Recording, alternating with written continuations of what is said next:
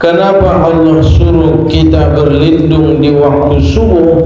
Karena di waktu itu banyak kejahatan. Min syarri ma khalaq, dari kejahatan yang Allah ciptakan. Jadi kejahatan itu memang sengaja Allah ciptakan. Siapakah yang paling jahat? Iblis, Azazil, syaitan. Itulah yang paling jahat. Dan setiap kita ada setannya. Saya punya setan, Bapak Ibu sekalian punya setan, anak-anak sekalian pun punya setan. Namanya Qorin. Setiap kita. Tapi setan yang mendampingi kita belum tentu baik yang dia sampaikan. Nampak ada uang tercecer di jalan, siapa yang bisikan? Setan. Buat mah happy sibuk ini akan. Akhirnya buat kau sip-sip, tatap kanan kiri, muka belakang tak ada orang, sama dia tangkap. Lalu kema tu parik-parik di bagasikan ini ya, rupanya uang mainan kan? Apa kata setan? Emang enak dikerjain di setan kan? Jadi anak-anak sekalian, kalau ada bisikan-bisikan seperti itu, ada uang tercecer, ada nampak buah-buahan, ada punya orang lain, dibisikan setan mau diambil, baca Qul a'udzu birabbil falaq min syarri ma khalaq wa min syarri ghasiqin idza waqab, sampai akhir, maka bisikan setan itu akan hilang. Ada lagi kejahatan diri kita ini pun jahat. Karena selama Ramadan setan itu dirantai, tidak bersama kita setan-setan ini. Jadi kalau ada orang tidak puasa, ada orang berbuat jahat, ada orang tidak ibadah, maka yang jahat itu dirinya, bukan setannya. Karena selama Ramadan setan itu dibelenggu. Jadi memang diri manusia itu sendiri yang jahat. Jadi setan itu dari golongan jin dan golongan manusia. Dua. Pertama yang paling jahat setan, yang kedua manusia sendiri. Yang ketiga ada lagi yang jahat. Apa itu? Makhluk yang Allah ciptakan memang untuk jahat. Ular, ada kalajengking, ada apa lagi? Kelawang atau liban kan? Ada lagi makhluk Allah yang kecil, jahat. Apa namanya? Utu. Oh, itu pun jahat itu kan? Allahu Akbar, kata Bapak Ustaz Imam. Mulai berantam utunya ini dunia, pak, ini utu kan? Akhirnya manggoma. Kan mana ini namanya itu dunia manggoma. Kata para ulama begini, tidak boleh bergerak-gerak 3 kali berturut-turut. Jadi kalau gatal gimana Pak Ustaz? Garuk sekali. Garuk sekali. Masih gatal Pak Ustaz? Garuk 2 kali. 2 kali. Jangan garuk ketiga kali. Jadi bagusnya bagaimana? Selesaikan sunatmu, buka talukumu, kialap suri utumu, suri jodoh. Karena itu adalah makhluk Allah yang jahat.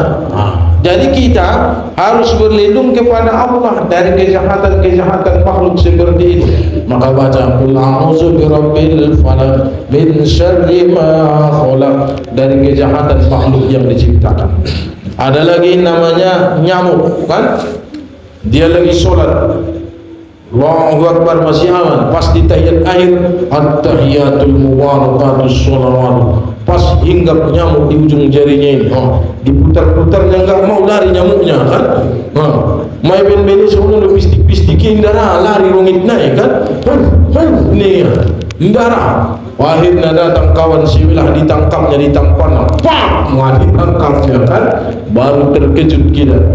Jadi apa yang menyebabkan kita terganggu sholat? Makhluk Allah yang jahat tadi, namanya nyamuk. Tapi jangan salah, ada juga manfaat diciptakan Allah, nyamuk diciptakan Allah, kutu atau makhluk-makhluk yang lain. Misal, apa gunanya Allah ciptakan nyamuk?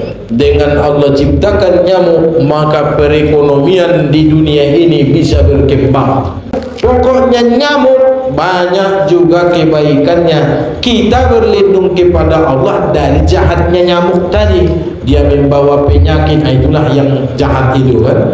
Dia membawa kuman dan bakteri. Akhirnya ada penyakit namanya penyakit malaria, ada penyakit kaki gajah dan penyakit-penyakit yang lain.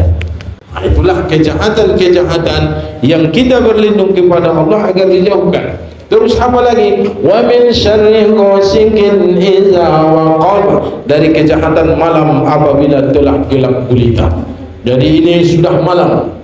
Kenapa kita berlindung kepada Allah dari jahatnya malam? Karena di malam hari, anak-anak sekalian, kalau azan maghrib berkumandang, masuk ke rumah masing-masing, jangan berkeliaran di rumah. Buat kita orang tua, jangan biarkan anakmu keluar rumah ketika azan maghrib. Tahan mereka di rumah. Setelah selesai azan, selesai solat, barulah lepaskan. Dia mau berangkat ke sana kemari atau menemui keluarga, silahkan. Waktu azan jangan dibiarkan anak-anak masih di luar. Jadi kalau waktu tarawih jangan berkeliaran di luar. Ada di situ setan. Dua patna dua tangannya. Dua patna dua tangannya. Tigir epek kan? Imam. Setan itu berbahaya. Jadi kalau malam hari kita harus di rumah atau di masjid atau di musalla. Wa min syarri ghasikin idza waqab. Lalu apa lagi? Wa min syarri nafasati fil uqad. Dari dukun-dukun, dari penyihir-penyihir yang meniupkan pada buhul-buhul atau simpul-simpul. Jadi ada dukun-dukun, ada pada bahasa di dana, adung datu-datu. Setiap malam mereka akan meniup pada buhul-buhul. Ada boneka, ada miniatur orang yang akan disantet, dibuatkan penyakit.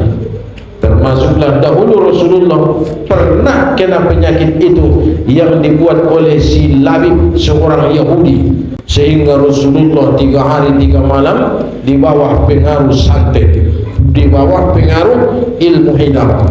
Cara melepaskannya membaca surah Al-Mu'azzitain. Jadi Bapak Ibu sekalian, kalau ada anak-anak ini setiap awal malam, apalagi yang baru lahir, tangis songon sibitkon dan asal maghrib. Begitu selesai langsung bayang maghrib, tenang, modom sinok mungkor kan. Tapi setiap malam asal waktu maghrib, ninya saja kan. Begitu selesai sholat, sip. Nah, itu adalah pengaruh dari jin atau setan yang mengganggu setiap awal malam. Wa min syarri ghasikin idza waqab. Bagaimana cara mengatasinya? Baca qul a'udzu birabbil falaq min syarri ma khalaq wa min syarri ghasikin idza waqab sampai akhir.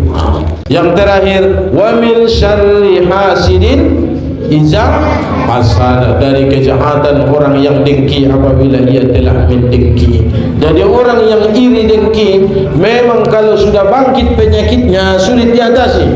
Uting ni baru naro marmayam tu bakas na lahi igimbalia. Sanga bisuru uting ni laksanun tu sod ni yung balir sapui kan. Terbang ulang uting ni baik bakas ni lah. Manuk ni ba pelewan mun alaman ni bakas na lahi yung bani rambanya. Tangkup dia manuk ni baik. Hei manuk, ulang bolus-bolus alaman kon. Ni mialu manuki kan. Dia memang arti manuki kan. Kenapa? Karena dia telah dengki. Apa yang menyebabkan dengki? Mungkin ada faktor kecemburuan, ada mungkin faktor penyakit hati. Misalnya mana busi TV bangkit arun nijirin ni baik kan. Mana busi kareta masuk rumah sakit ya pemasangna kan.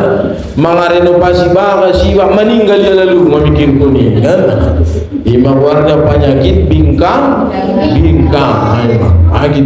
atau penyakit SMS, senang melihat orang susah, susah melihat orang senang. Itu penyakit. Bagaimana cara menghilangkan itu agar kita tidak terkena gangguan jiran-jiran tetangga yang seperti itu? Baca qul a'udzu birabbil falaq min syarri ma khalaq wa min syarri ghasikin idza waqab sampai akhir. Inilah yang bisa Bapak sampaikan. Semoga bisa kita amalkan surah Al-Falaq dan surah An-Nas. Baca setiap malam ketika mau tidur agar kita terhindar dari semua gangguan-gangguan tadi.